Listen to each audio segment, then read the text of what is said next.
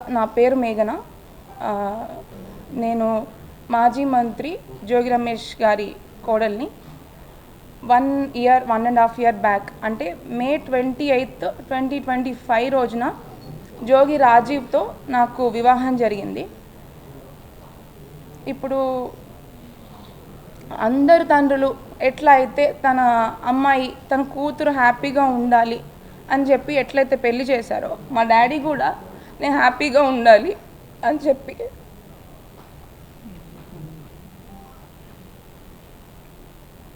ఎంతో కష్టపడి తన స్తోమతకి మించి కూడా నేను హ్యాపీగా ఉంటాను ఆ ఇంటికి వెళ్తే అని చెప్పేసి జోగి రమేష్ గారి మీద నమ్మకంతో ఆ ఇంటికి నన్ను అప్పచెప్పాడు. కానీ ప్రతి ఆడపిల్లలాగానే నేను కూడా ఎన్నో ఆశలతో హ్యాపీగా ఉంటాను, ఒక కొత్త జీవితం ప్రారంభిస్తున్నాను అని చెప్పేసి ఎన్నో ఆశలతో నేను కూడా అడుగుపెట్టాను. కానీ అడుగుపెట్టిన కొన్ని రోజులకే చాలా ప్రాబ్లమ్స్ ఫేస్ చేయాల్సి వచ్చింది. కానీ ఫస్ట్ నేను చెప్పదలుచుకున్న విషయం ఏంటంటే, ఎవరైనా పెళ్ళి ఎందుకు చేస్తారండి? హ్యాపీగా ఉండాలి వాళ్ళ అమ్మాయి అబ్బాయి అని చెప్పి పెళ్ళి చేస్తారు. బట్ జోగి రమేష్ గారు చేసిన ఉద్దేశం రాంగ్. ఫస్ట్ థింగ్ ఏంటంటే, ఒక పెళ్లి చేసుకున్న తర్వాత ఇద్దరి మధ్యలో గొడవలు వచ్చి విడిపోవడం అనేది కంప్లీట్ డిఫరెంట్ స్టోరీ. బట్ నా పెళ్ళి అట్లా జరగలేదు. ఖచ్చితంగా ఈ పెళ్ళి ఉండదు, ఇది ఉండే పెళ్ళి కాదు అని చెప్పి అతని కొడుకుకి ఉన్న ప్రాబ్లము ముందే అతనికి తెలిసే, ఖచ్చితంగా వాళ్ళ కుటుంబం మొత్తానికి తెలిసే నాకు ఈ పెళ్ళి చేశారు. ఖచ్చితంగా అది నేను 100కి 100% చెప్పగలను. పెళ్ళికి ముందు ఇలా తెలిసి ఒక అమ్మాయి గొంతుని కోయడం అనేది చాలా పెద్ద నేరము. ఇట్లా ఇప్పుడు తనకు కూడా ఒక కూతురు ఉంది, తనకు కూడా ఖచ్చితంగా కూతురు ఉంది. తన కూతురు కూడా ఇట్లా జరిగితే ఏం చేస్తారు? ఇప్పుడు ప్రజలందరికీ సహాయం చేసే ఒక వ్యక్తి, పబ్లిక్ పర్సన్, అతను పబ్లిక్ నాయకుడు. మరి తన ఇంట్లో ఆడపిల్లకి అన్యాయం చేశాడు తనే. మరి ఏం చేద్దాం అనుకున్నాడు ఆయన? ఏ ఉద్దేశంతో పెళ్లి చేశాడు? అండ్ నిన్న జోగి రమేష్ గారు జరిగిన ప్రెస్ మీట్లో ఒక విషయం చెప్పాడనమాట. మా ఇద్దరి మధ్యలో మనస్పర్ధలు, గొడవలు రావడం వల్ల డిస్టర్బెన్సెస్ వచ్చి వాళ్ళు ఏదో విడిపోతున్నారు, బట్ ఇప్పుడు కూడా కలిసి ఉండాలని అనుకుంటున్నాను అంటున్నాడు. అసలు మా ఇద్దరి మధ్యలో ఏం గొడవలు వచ్చాయి? అసలు ప్రాబ్లం ఏంటి? నేను చేసిన తప్పేంటి? అసలు విషయాలను పక్కన పెట్టి పక్కదారి పట్టించడానికి ప్రయత్నించాడనమాట. అది క్లియర్గా మీ అందరికీ అర్థమవుతుంది ఖచ్చితంగా. ఇప్పుడు అసలు నిన్న మాట్లాడిన దాంట్లో నాకు అది చాలా, అంటే అసలు నేను ఇవాళ వచ్చి మీ అందరి ముందుకు నేను మాట్లాడాలి, మీడియాలోకి రావాలి అని ఏ ఆడపిల్ల అనుకోదు. బట్ నేను రావాల్సి వచ్చింది. ఎందుకంటే నిన్న జోగి రమేష్ గారు చేసిన కొన్ని వ్యాఖ్యల వల్ల నాకు చాలా, అంటే చాలా బాధ కలిగింది. ఎందుకంటే అతను చేసిన అన్యాయము, వాళ్ళ ఇంట్లో నేను ఎదుర్కొన్న సమస్యలను పక్కన పెట్టి ఆయన సింపతి గెయిన్ చేద్దాం అనుకుంటున్నారా, లేకపోతే ఇది రాజకీయ కోణంలోకి తీసుకొని వెళ్దాం అనుకుంటున్నారా అనేది నాకు అర్థం కావట్లేదు. బట్ ఉన్న వాస్తవాలేంటో, ఉన్న విషయాలేంటో మీ అందరికీ నేను ముందుగానే FIRలో క్లియర్గా పొందుపరిచాను. అవి 100కి 100% వాస్తవాలు. అండ్ దానికి సంబంధించిన ఎవిడెన్స్లు కూడా నేను ప్రతి ఒక్కటి కోర్టు వారికి ప్లస్ పోలీస్ స్టేషన్లో నేను సమర్పించాను. తొందరలోనే ఆ విషయాలకు సంబంధించిన నిజాలు కూడా మీకు తెలుస్తాయి, బయటపడతాయి. బట్ ఏ కాన్ఫిడెన్స్తో నేను ఇచ్చానంటే, ఎప్పటికైనా న్యాయము ధర్మము అనేది కొంచెం లేట్ అయినా కూడా ఖచ్చితంగా గెలుస్తుంది అని గట్టి నాకు నమ్మకం ఉంది. అదే నమ్మకంతో నేను ముందుకెళ్ళాను. నేను ఇంకా కూడా ఎదుర్కొని ఖచ్చితంగా జయించిన తర్వాతనే నేను ఈ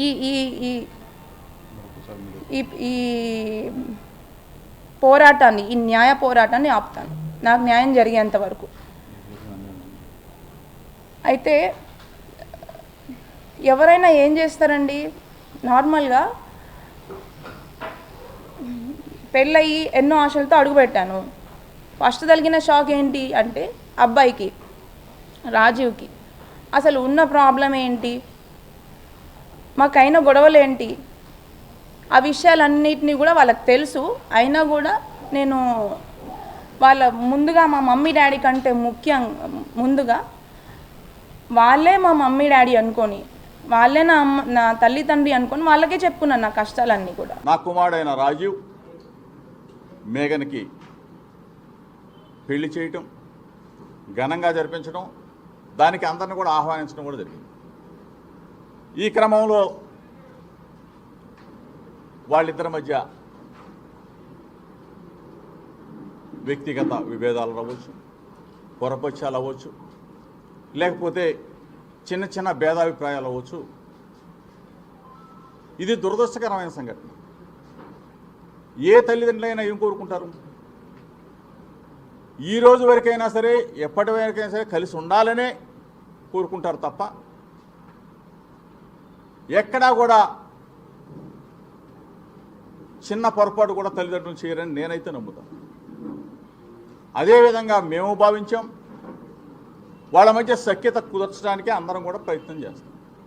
మేము కూడా అదేవిధంగా చేసాం. ఈ క్రమంలో వారి మనస్పర్ధలు, వారి మధ్య పొరపక్షాలు పెరగటం, తద్వారా రాజీవ్ 8/2/2026న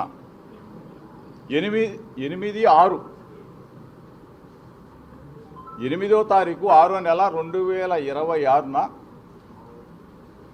డైవర్షన్ పిటిషన్ అంటే విడాకుల కోసం ఆయన 8/6వ నెల, దయచేసి మీడియా మిత్రులు దీన్ని గమనించమని చెప్పేసి రాష్ట్ర ప్రజలకి అందరూ కూడా తెలియజెప్పమని చెప్పేసి మాత్రం కోరుతాం.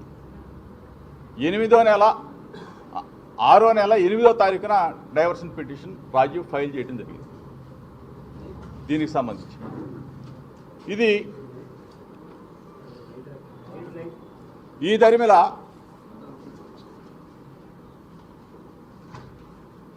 ఇరవై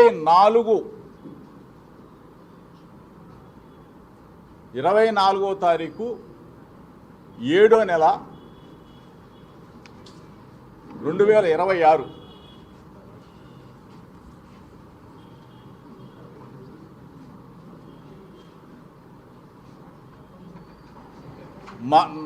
మా కుటుంబం మీద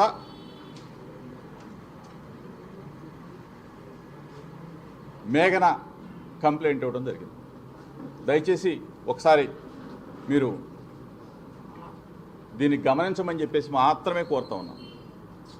అయినా సరే రాజీవ్ నా కుమారుడు, మేఘన నా కూతురుతో సమానం. ఎందుకంటే ఉన్నది కొన్ని రోజులైనా కన్న కూతురు కన్నా మిన్నగానే చూసుకున్నాం. ఎక్కడా ఏ పొరపక్షాలు మా మధ్య అయితే ఎక్కడా లేవు. రాజీవ్ మేఘన మధ్య ఉన్న విభేదాలు అవ్వచ్చు, పొరపక్షాలు అవ్వచ్చు, మాట తేడా అవ్వచ్చు, వాళ్ళ మధ్య ఉంటే ఉండవచ్చు. మేము మా కుటుంబం చక్కగా గౌరవించడం, చక్కగా సొంత కూతురులాగా నేను కానీ నా భార్య చూసుకున్నాం. ఈ పరిస్థితుల్లో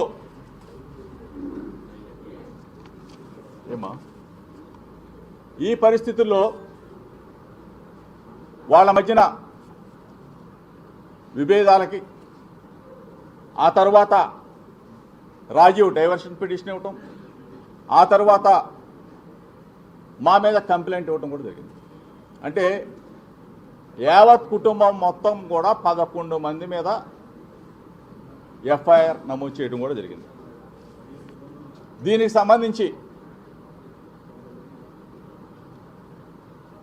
పచ్చని కుటుంబం, మంచి కుటుంబం, ఒక పొరపక్షం. ఈ క్రమంలో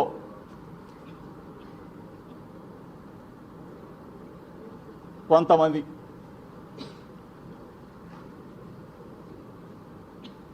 ఆ కంప్లైంట్ దరిమేలా ఈరోజు నెల రోజులు అవుతా ఉంది. యాంటిసిపేట్ బెయిల్ తీసుకున్నాం. కొన్ని కోర్టు పరిధి దాటి మాట్లాడటం భావ్యం కాదు. కాబట్టి దయచేసి మీడియా మిత్రులకు చెప్తా ఉన్నాం, నెల రోజులుగా వ్యక్తిగత జీవితాలు, కుటుంబ జీవితాలు, కుటుంబంలో వచ్చిన మనస్పర్ధలు, ఇద్దరి జీవితాలు అంటే రాజీవ్ మేఘనా సంబంధించిన విషయాలని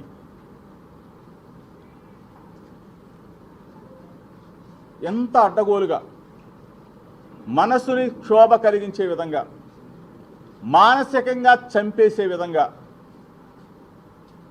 కొన్ని, అందరినీ అంటలా దయచేసి, కొన్ని మీడియా ఛానల్స్, కొన్ని పనిగట్టుకొని యూట్యూబ్ ఛానల్స్ నెల రోజుల పాటు మా కుటుంబం మీద వ్యాపారం చేసుకున్న కొంతమందిని అడుగుతా ఉన్నా, ఇది మీకు భావ్యమా అని అడుగుతా ఉన్నా,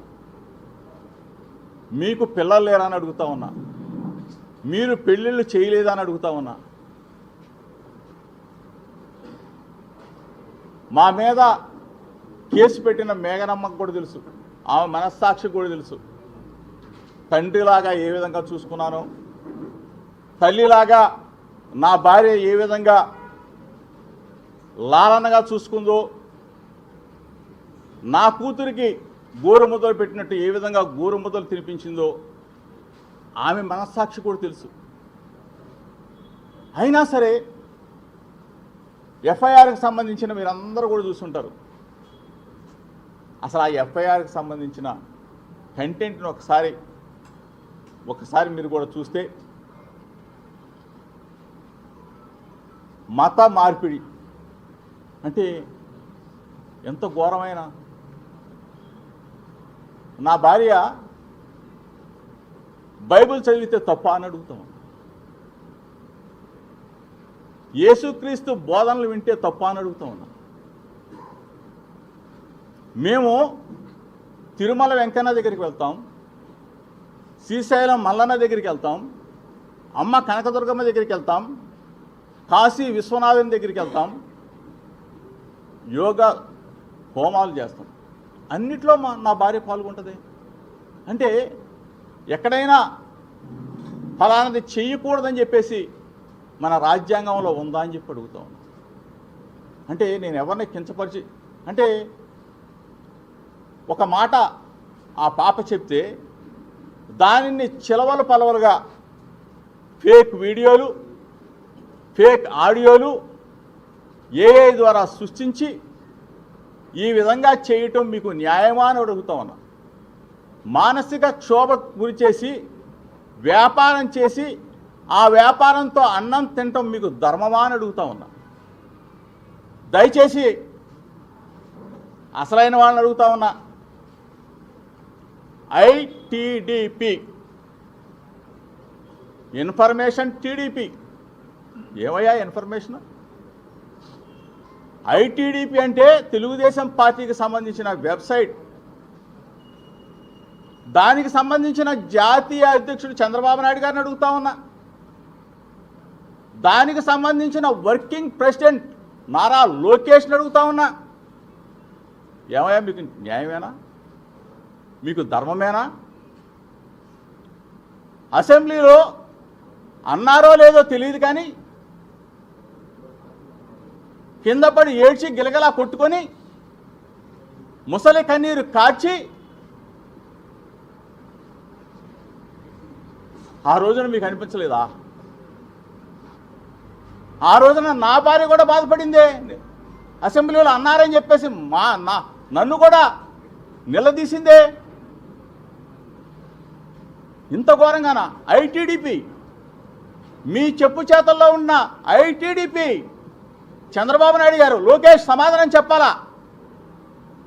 నెల రోజులు వ్యాపారం చేసేసారే, నెల రోజుల పాటు ఏ వీడియోలు సృష్టించారే, నెల రోజుల పాటు మా కుటుంబాన్ని మానసికంగా క్షోభకు గురి చేశారే.